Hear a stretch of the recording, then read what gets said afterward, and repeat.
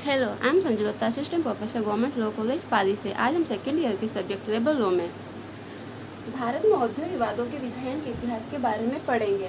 औद्योगिक विवाद जो उद्योगों में उत्पन्न होते हैं मुख्यतः नियोजक और श्रमिकों के बीच में ही होते हैं।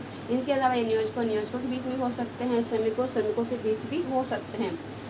अब क्या कारण है इसकी वजह से औद्योगिक विवाद उत्पन्न होते हैं? इसके मुख्यतः 3 कारण हैं। वेजेज यानी मजदूरी, वर्किंग कंडीशन, वर्किंग आवर्स यानी कि जो कार्य के जो घंटे हैं, कार्य की जो दशाएं हैं उसके आधार पर झगड़े होते हैं। कंपेंसेशन यानी क्षतिपूर्ति के आधार पर। वेजेज अमाउंट है, जो नियोजक चाहते हैं कि जो श्रमिक है उनको कम से कम मजदूरी दी जाए, जबकि जो श्रमिक है वो चाहता है कि उसे अच्छी मजदूरी दी जाए जिससे वो अपनी आवश्यकता अच्छे ढंग से पूरी कर सके। तो एक पक्ष तो चाहता है मजदूरी बढ़े, दूसरा पक्ष चाहता है मजदूरी ना बढ़े। तो इसके बाद मैटर में दोनों पक्षों में विवाद उत्पन्न होते हैं। इसके बाद में ये है टाइम। जो मजदूर है वो चाहता है कि निश्चित टाइम पर उसकी मजदूरी उसको मिल जाए जिससे कि वो अपनी जो उसकी आवश्यकता है और उसको समय पर पूरा कर सके, जबकि जो नियोजक है वो नहीं चाहता कि समय पर मजदूरी दे, उसको डिले करना चाहता है, मतलब देर से देना चाहता है। इसके बाद में आता है जो वेजेज है, वेजेज के आवर्स है। वेजेज या नहीं, वर्किंग आवर्स है। वर्किंग मतलब जो मजदूर है वो चाहता है कि उसे एक निश्चित टाइम पीरियड बांध दिया जाए, उसी में उससे काम लिया जाए और ये उचित होना चाहिए, मतलब बहुत ज़्यादा नहीं होना चाहिए, क्योंकि बहुत ज़्यादा काम करने से शरीर जो श्रमिक है उसकी ज़्यादा घंटे कार्य करने से श्रमिक की शारीरिक क्षमता कम होती जाती है। तो एक उचित समय तक मजदूर कार्य करना चाहता है, जबकि जो नियोजक है वो चाहता है कि उससे मजदूर से ज़्यादा काम लिया जाए जिससे कि उसकी लागत कम हो जाए। इस आधार पर मनमुटाव होता है। उसके बाद वर्किंग कंडीशन है। श्रमिक चाहता है कि जहाँ पर वो कार्य कर रहा है वहाँ का जो पर्यावरण है, एनवायरनमेंट है, वो अच्छा हो, वहाँ पे अच्छी हवा आए, ज़्यादा गर्म ना हो, बहुत ज़्यादा नमी ना हो, बहुत ज़्यादा धूप ना हो, मतलब वो ऐसी जगह कार्य कर सके जहाँ बैठ के उसको कोई प्रॉब्लम ना हो। वो इजीली काम करेगा तो उसकी कार्य क्षमता भी बढ़ेगी। तो जो वर्किंग आवर्स है मजदूर चाहता है कम हो, जबकि नियोजक चाहता है ज़्यादा हो। वर्किंग कंडीशन है, जो नियोजक चाहता है कि वो उसमें किसी प्रकार का सुधार ना किया जाए, क्योंकि सुधार करेंगे तो उसकी लागत बढ़ जाएगी। जबकि जो श्रमिक है वो चाहता है कि वर्किंग कंडीशन अच्छी हो जिससे वो आसानी से बैठ के जैसा भी उसको काम करना हो आसानी से कर सके। उसके बाद में कंपेंसेशन है। जब नियोजक ने छंटनी कर दी है, कर्मकारों को काम से छांट दिया है, या फिर अपना जो उसने उद्योग लगाया उसका वो उसने काम बंदी कर दी, उसको बंद कर दिया है, तो जो श्रमिक उसको चाहता है कि निश्चित अवधि तक उसको प्रतिकर कंपेंसेशन मिले जिससे कि वो नया रोजगार ढूंढ सके। और अगर कोई दुर्घटना हो गई हो काम करते करते, उद्योग में काम करते करते दुर्घटनाएं हो जाती है, और दुर्घटनाएं हो गई उसके अगर उसमें अस्थायी रूप से असक्षम हो गया है, तो वो चाहता है कि उसे इतना कंपेंसेशन मिले कि जब तक तो वो सही हो जाए वो अपने घर का खर्चा चला सके, या फिर वो स्थायी रूप से असक्षम हो गया तो एक निश्चित अमाउंट मिले जिससे कि उसका घर है वो आसानी से चलता रहे। तो इन सभी के आधार पर औद्योगिक विवाद उत्पन्न होते हैं।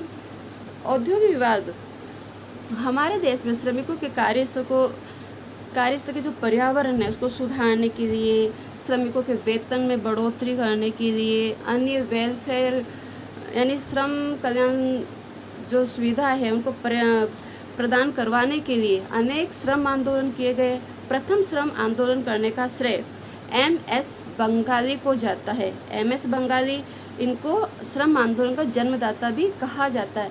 यद्यपि इन्होंने जो आंदोलन किया था वो सफल नहीं हुआ था, परंतु इन्होंने श्रमिकों के बारे में सोचा, इस कारण को जन्मदाता कहा जाता है श्रम आंदोलन का। इसके बाद 1881 में यानी 1881 में श्री मेघजी लोखंडे ने मजदूरों की दशा को सुधारने के लिए प्रयास किए। इन्होंने बॉम्बे मिल हैंड एसोसिएशन की स्थापना की। 1920 में एटक की स्थापना हुई। एटक यानी AITUC और इंडियन ट्रेड यूनियन कांग्रेस की स्थापना हुई, जिसके प्रथम अध्यक्ष लाला लाजपत राय थे। 1947 में सरदार वल्लभ भाई पटेल ने भारतीय राष्ट्रीय ट्रेड यूनियन कांग्रेस की स्थापना की। इन्हीं के प्रयासों से हिंद मजदूर सभा की स्थापना हुई।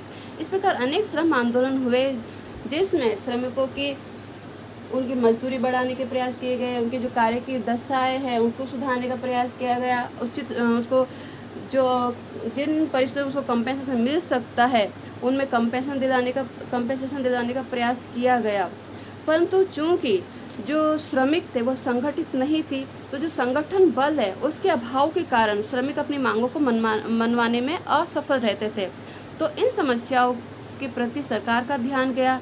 सरकार ने अनेक अधिनियम पारित किए जिससे कि श्रमिकों की दशा सुधर सके। सरकार ने अनेक अधिनियम पारित किए। इसमें पहला अधिनियम था ट्रेड यूनियन एक्ट 1926, जो कि 1 जून 1927 को लागू हुआ था। जो श्रम संघ है, श्रम संघों का उद्भव और विकास स्वाभाविक रूप से आधुनिक औद्योगिक क्रांतियों से उत्पन्न समस्याओं के परिणाम स्वरूप हुआ है। औद्योगिक क्रांति जो इंग्लैंड से प्रारंभ होती है, इस क्रांति के परिणाम स्वरूप पूंजीपति वर्ग और श्रमिक वर्ग, दो वर्ग उत्पन्न हुए। दोनों के अलग अलग हित थे, मतलब एक दूसरे एकदम पृथक थे। एक तो जो श्रमिक वर्ग है, श्रमिक वर्ग समाज में व्याप्त आर्थिक सामाजिक असमानताओं को दूर करवाना चाहता था, जबकि जो पूंजीपति वर्ग है वो अधिक से अधिक लाभ अर्जित करना चाहता था। तो इन दोनों के बीच में मनमुटाव होते रहते थे। भारत में व्यवसाय संघों का उदय और विकास अन्य विकसित देश जैसे कि यूएसए, इंग्लैंड, जापान, रसिया आदि की तुलना में बहुत देरी से उत्पन्न हुआ। क्यों? क्योंकि यहाँ पे जो श्रमिक थे वो संगठित नहीं थे, जबकि वर्तमान औद्योगिक प्रगति के युग में श्रमिकों का संगठित होना अनिवार्य है।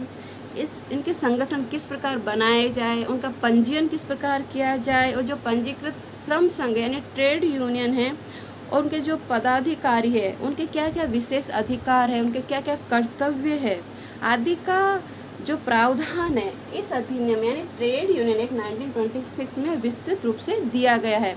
तो ये एक्ट मुख्यतः श्रमिकों को संगठित करने के उद्देश्य से बनाया गया है। इसके बाद में पेमेंट ऑफ वेजेज एक्ट 1936 पारित हुआ, जो 28 मार्च यानी 28 मार्च 1937 को लागू हुआ। तो ये जो दूसरा एक्ट है पेमेंट ऑफ वेजेज एक्ट 1936 ये पारित हुआ, उससे पहले जो श्रमिक थे उनकी स्थिति बड़ी दयनीय थी, क्योंकि कारखानों के जो मालिक थे वो अनुचित श्रम अभ्यासों का उपयोग करते थे। मतलब उनको जो श्रमिक होते थे उनको पर्याप्त मजदूरी नहीं देते थे, टाइम पर नहीं देते थे, जो देते थे वो नकद भी दे सकते थे, या फिर अगर उनके पास नकद नहीं देना चाहते थे वो तो किसी जिन्स के माध्यम से दे सकते, मतलब कोई वस्तु उनको मजदूरी की जगह दे देते थे। तो इस समस्याओं को दूर करने के लिए सरकार ने यह मजदूरी भुगतान अधिनियम पारित किया। इसका मुख्य उद्देश्य थे जो नियोजित कर्मकार है उनकी जो मजदूरी एक विशिष्ट प्रारूप प्रदान करना है, मतलब उनको नकद में ही देना है, और जो नियमित अवधियों पर भुगतान करना, एक निश्चित अवधि बांध दी जाती थी, जैसे साप्ताहिक करनी है, 15 दिन में करनी है, मंथ में करनी है, तो एक निश्चित अवधि में उसका भुगतान करना निश्चित करता है अधिनियम। फिर और जो मजदूरी में से जो अनाधिकृत कटौतियाँ होती है उस पर प्रतिबंध लगाना है, मतलब जो श्रमिक होते थे उनको जो मजदूरी दी जाती थी उनको जिन पर वो साइन करते थे, मतलब जो नियोजक है वो उनसे अधिक मजदूरी पर साइन करवाता तो उसके बदले में कम मजदूरी का भुगतान करता था, वो अनावश्यक उसमें कटौतियाँ करता था। तो इन सभी समस्याओं को दूर करने के लिए पेमेंट ऑफ वेजेज एक्ट 1936 पारित हुआ। इसके बाद में इंडस्ट्रियल डिस्प्यूट एक्ट 1947 लागू हुआ, जो कि सबसे मुख्य अधिनियम है श्रमिकों की दशा को सुधारने के लिए। ये 1 अप्रैल 1947 को लागू हुआ था। इस अधिनियम को पारित करने का मुख्य उद्देश्य था नियोजक और श्रमिकों के बीच जो विवाद होते हैं उनको शांतिपूर्ण ढंग से निपटाना है। उनको विवादों को सुलझाने के लिए व्यवसाय संघ, कर्मकार तथा नियोजकों के संघों को उचित प्रतिनिधित्व प्रदान करना है। कर्मकार और नियोजक के बीच में सौहार्दपूर्ण संबंध बनाए रखना है। जबरी छुट्टी और छंटनी के संबंध में जब कर दी जाती, जबरी छुट्टी और छंटनी की जाती है तो जो श्रमिक है उनको पर्याप्त अनुतोष यानी कंपेंसेशन दिलाने के संबंध में है। सामूहिक सौदाकारी की जो प्रक्रिया है उसको मजबूती प्रदान करना है। इसके अलावा जो तालाबंदी कर देते हैं, तो तालाबंदी कब अवैध होती है, उसके लिए क्या क्या प्रोसेस है, उसके संबंध में प्रावधान किए गए हैं।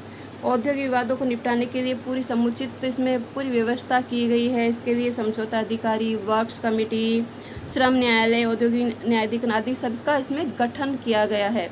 तो ये औद्योगिक विवादों के संबंध में सबसे मुख्य अधिनियम है इंडस्ट्रियल डिस्प्यूट एक्ट 1947, जो 1 अप्रैल 1947 को लागू हुआ था। इसके बाद आता है मिनिमम वेजेज एक्ट 1948, जो कि 15 मार्च 1948 को लागू हुआ। तो जो मिनिमम वेजेस एक्ट है वो क्यों पारित किया गया था, इसका उद्देश्य क्या था? क्योंकि जो नियोजक होते थे वो श्रमिकों का शोषण करते थे, उनको पर्याप्त मजदूरी नहीं देते थे। पर्याप्त मजदूरी प्राप्त करना मजदूरों का अधिकार है।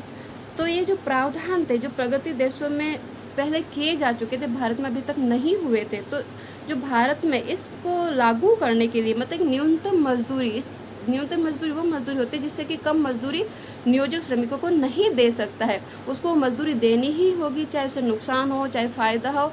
ये जो मिनिमम मजदूरी उसको देने का, अगर वो नहीं दे पाता तो वो अपना उद्योग बंद कर सकता है, मतलब उतनी मजदूरी तो देनी ही पड़ेगी इस अधिनियम के अंतर्गत। तो ये न्यूनतम मजदूरी है, जो न्यूनतम मजदूरी वो केंद्र सरकार राज्य सरकार निश्चित करती है। उनके जो क्षेत्राधिकार में उद्योग आते हैं वहाँ पे केंद्र सरकार के जो नियंत्रण में आएंगे वहाँ पे केंद्र सरकार निश्चित करती है। जो राज्य सरकार के अंडर में आते हैं वहाँ पर राज्य सरकार न्यूनतम मजदूरी निश्चित करती है। और ये क्यों आवश्यक हुआ? क्योंकि भारत में श्रमिकों में सामूहिक सौदेबाजी की शक्ति की कमी थी। इस कारण वो जो नियोजक के पास जाकर अपनी मांगे नहीं मनवा सकते थे, मजदूरी नहीं बढ़वा सकते थे। कारण इसी कारण यह अधिनियम पारित हुआ कि इससे कम मजदूरी पर नियोजक श्रमिकों को काम पर नहीं रख सकता है। भारतीय संविधान की प्रस्तावना में भी सामाजिक, आर्थिक और राजनीतिक न्याय प्रदान करने का संकल्प लिया गया है। आर्टिकल 43 भी कहता है कि श्रमिकों को जीवन निर्वाह मजदूरी देने संबंधी भावी नीति निर्माण की बात की गई। मतलब आर्टिकल 43 कहता है कि जीवन निर्वाह मजदूरी मजदूरों को मिलनी ही चाहिए। इसके बाद में एम्प्लॉयज स्टेट इंश्योरेंस एक्ट 1948 पारित किया गया। इस अधिनियम का उद्देश्य क्या था? इस अधिनियम के अंतर्गत श्रमिकों को 5 प्रकार की सुविधाएं प्रदान की गई। पहली सुविधा थी बीमारी के समय प्राप्त होने वाली सुविधाएं। अगर बीमार हो जाता तो उसको इलाज करने में जो भी खर्चा आएगा उसको कौन प्रदान करेगा? नियोजक प्रदान करे।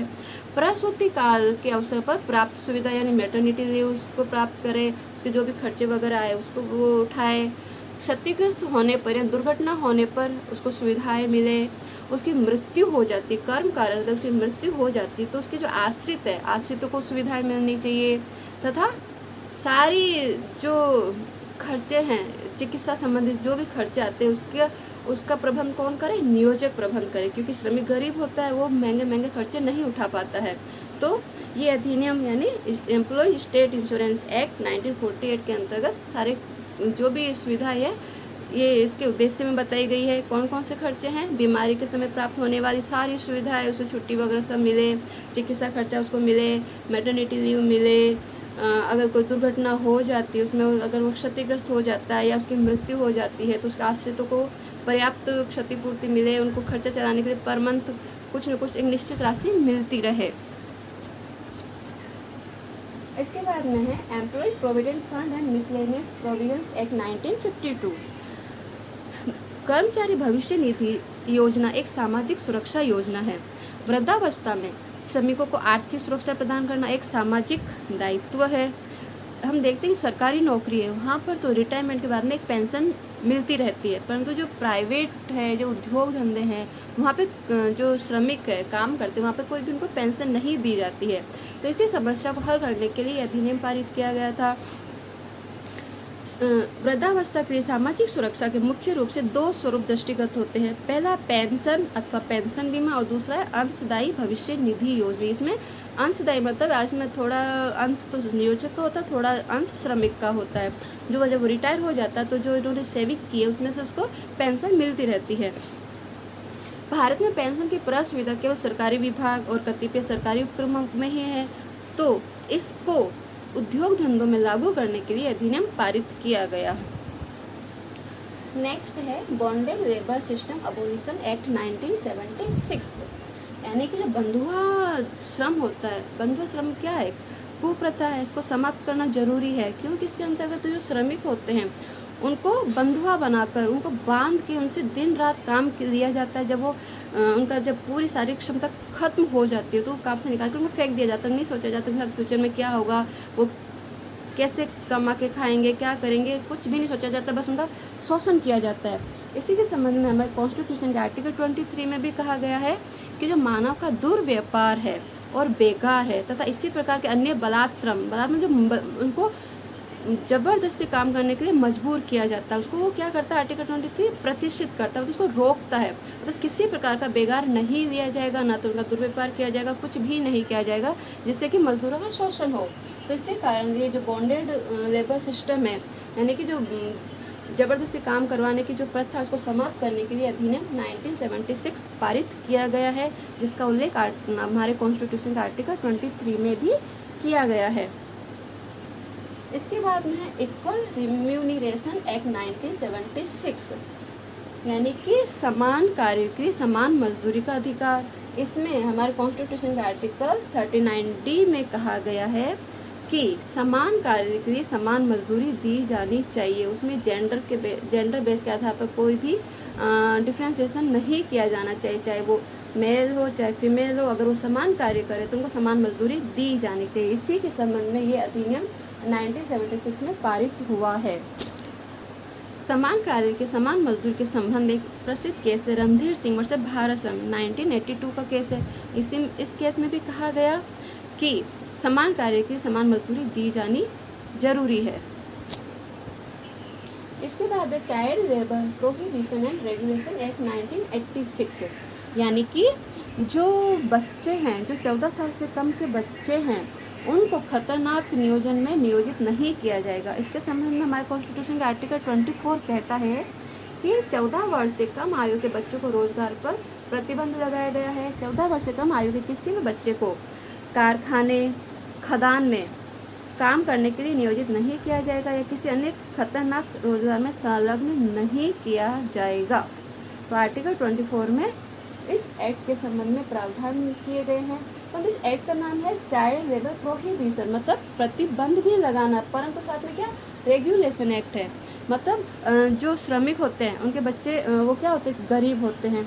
तो अगर वो जो बच्चा है वो अकेला ही कमाने लायक है तो उनका घर कैसे चलेगा। तो इसके लिए क्या विनियमन कर दिया गया है कि वो खतरनाक उद्योगों में तो नहीं लगाया जाएगा, परंतु उनको ऐसे उद्योगों में लगाया जा सकता है जो खतरनाक ना हो। और जब ऐसे उद्योगों में उनको लगाया जाता है तो उनका जो टाइम पीरियड, काम करने का टाइम पीरियड वो कम रहेगा। जो वयस्क मजदूर होते हैं उनके बराबर वो काम नहीं करेंगे और उन्हें उनके लिए जो शिक्षा की व्यवस्था है वो उनके लिए पर्याप्त समय दिया जाएगा। मतलब वो कम काम करेंगे, शिक्षा अगर वो प्राप्त करना चाहते हैं तो उनको शिक्षा के लिए पूरी सुविधाएं नियोजक है वो उसको प्रदान करेगा। तो सरकार ने श्रमिकों की जो दशा उसको सुधारने के लिए समय समय पर यह अनेक अधिनियम पारित किए। ये मुख्य अधिनियम, इसके अलावा भी अनेक अधिनियम है, जैसे कि पेमेंट ऑफ बोनस एक्ट 1965 है। बोनस मतलब कोई त्यौहार वगैरह है, कंपनी को बहुत अच्छा फ़ायदा हो गया है तो श्रमिकों को बोनस दे जिससे वो खुश हो, उनकी काम करने की दिलचस्पी बनी रहे। इसके अलावा मैटरनिटी बेनिफिट एक्ट 1961 भी पारित किया गया है। इसके अलावा श्रम कल्याण संबंधी अनेक अन्य विधायन भी पारित किए गए, जैसे factory act 1948, the motor transport workers act 1961, the contract labour regulation and abolition act 1970। इस प्रकार जो सरकार ने श्रमिकों की दशा सुधारने के लिए अनेक अधिनियम पारित किए। इस प्रकार ये तो श्रम आंदोलन, अलग अलग श्रमिक नेताओं का और सरकार का योगदान हो गया श्रमिकों के जो औद्योगिक विवाद होते हैं उनको निपटाने के लिए, उनकी दशा को सुधारने के लिए। अब इस क्षेत्र में जो भारत का सुप्रीम कोर्ट है उसने भी बहुत महत्वपूर्ण योगदान दिया है। उसने भी समय समय पर अनेक डिसीजन दिए हैं जो श्रमिकों की दशाओं को सुधारने से संबंधित है। जैसे कि 1948 में वेस्टर्न इंडिया ऑटोमोबाइल का केस था। इस केस में कहा गया है कि न्यायालय श्रमिकों और नियोजकों के बीच में हुई ऐसी संविदा को अवैध घोषित नहीं कर सकता है जिससे श्रमिकों को अधिक लाभ प्राप्त हो रहा है। यानी कि ऐसा कॉन्ट्रैक्ट है जिससे कि जो लेबर पार्टी है यानी जो श्रमिक है अगर वो फ़ायदे में है और नियोजक वो घाटे में है तो इसको जो न्यायालय वो अवैध घोषित नहीं करेगा, मतलब वो वैलिड ही बनी रहेगी। इसके अलावा दिमाकुचिटी एस्टेट प्रबंधक और उसके कर्मकारगण, ये 1958 का केस है, सुप्रीम कोर्ट का केस है।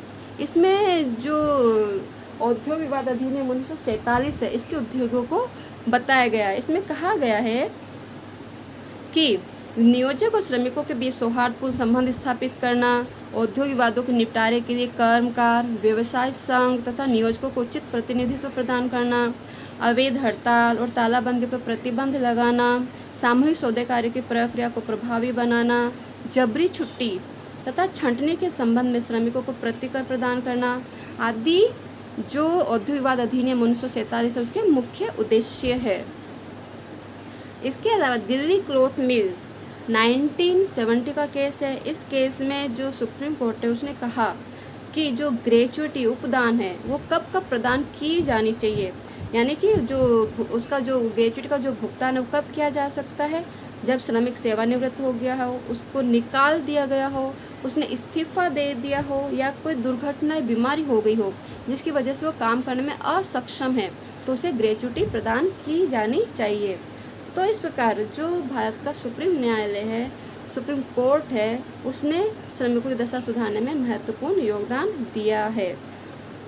इस प्रकार आज हमने पढ़ा कि भारत में औद्योगिक विवादों के विधायन के विकास का इतिहास क्या है। इसमें श्रम आंदोलन की भूमिका, सरकार की भूमिका और उच्चतम न्यायालय की भूमिका के बारे में अध्ययन किया। Thank you.